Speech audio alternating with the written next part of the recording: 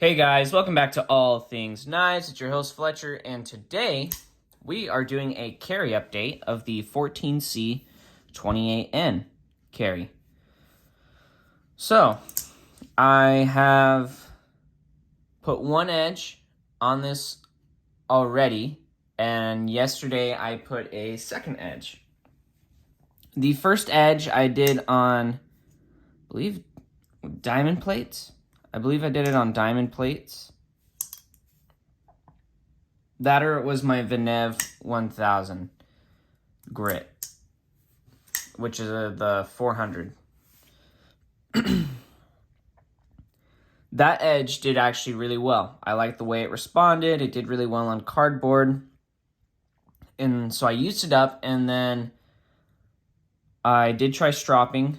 It stropped back to maybe 80%, 70% of what it was initially. So I mean that's not bad, especially for a non-CPM steel. You know, this is just a steel with a very fine grain structure. From there, once I knew it stropped back, there was no need for me to really use it. So I took it to the 800 on the Venev stone. I don't think, because all I did was strop it and then took it to the 800.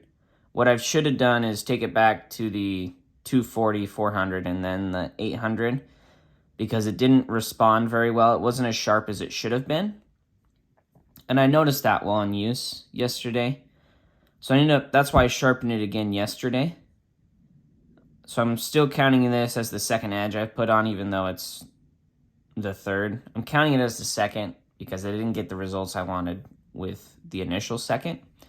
And on this time, I sharpened it on the Worksharp system freehand, though. I did their 600 plate and then their ceramic, all freehand.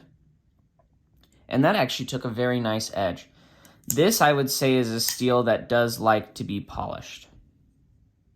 You know, but you can do a lower grit on it just fine.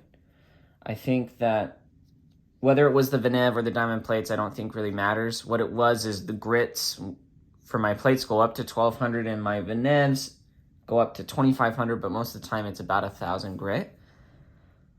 And so that edge actually did really well, stropped to, I think, 1 micron.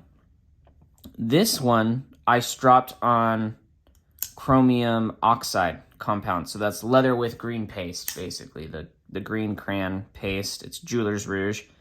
That actually did a decent job.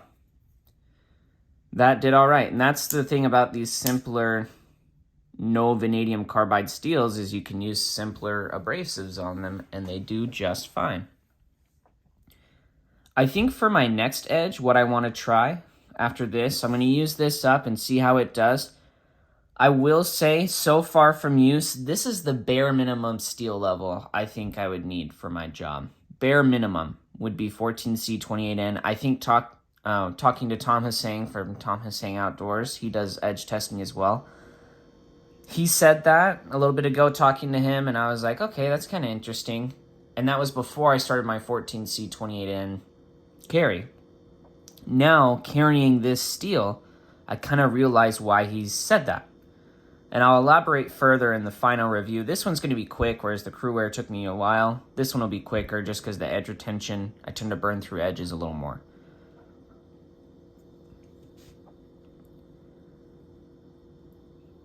This steel definitely likes being polished on ceramic a little more. I'm going to try a Waterstone next. And I'll strop with my traditional chromium oxide compounds as well. I know that the diamond compounds do just fine. I want to see how this guy does on a traditional Waterstone. I should have a King combo 80 and 1000 grit stone laying around here somewhere. If not, I got a Waterstone at work I can use. And we'll try one of those and see how it does. I think it'll be just fine because there's no vanadium carbide, so it should form it just fine. It might just take a little longer than diamond because diamond just eats a steel like this up for breakfast. I want to see how that does next. The update, the steel's carrying just fine. I am liking the Kogent. I don't know if I'll carry the button lock Elementum. The Kogent's doing just fine. I'm not really getting that sick of it. So far, Civivi's 14C28N is doing well. And they said it's in the 58 to 60 range, so that'll be interesting to get tested. I want to see if I can... We'll see if I can get this tested, Rockwell, afterwards to see where it is. And then I can do an update video even after final review to tell you guys, to give you guys a little bit more range of where it's doing. But let me know what your guys' experience with 14C28N is, and whether or not you've liked it. Tell me how you guys like Kershaw's 14C28N. I don't have much experience with it, but if you guys do, let me know how it does. And as always, like, comment, share, subscribe if you're not subscribed. At 500 subscribers, there will be a giveaway. And if you can, please subscribe to me on Instagram. I'll be doing some behind-the-scenes stuff that I post, what I carry on an off day, stuff like that on that. And it's also a good place if you have any questions to message me as well. You can direct message me there on Instagram as well. It's at allthingsknives_2021. As always, thanks for watching, guys. Stay sharp.